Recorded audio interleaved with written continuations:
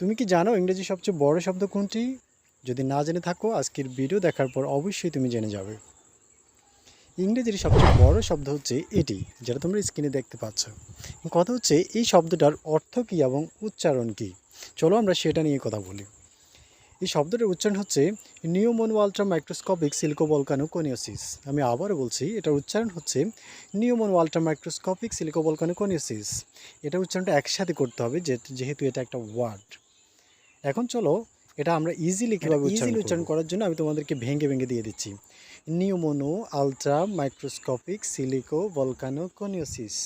তোমরা এভাবে পড়বা, নিউমোনো আলট্রা মাইক্রোস্কোপিক সিলিকো ভলকানোকনিওসিস।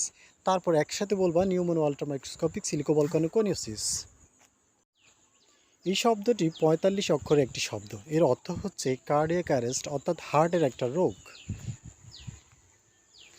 আশা করি আজকের পর থেকে তোমাদের ইংরেজি সবচেয়ে বড় ওয়ার্ডটা নিয়ে আর কোনো সমস্যা হবে না।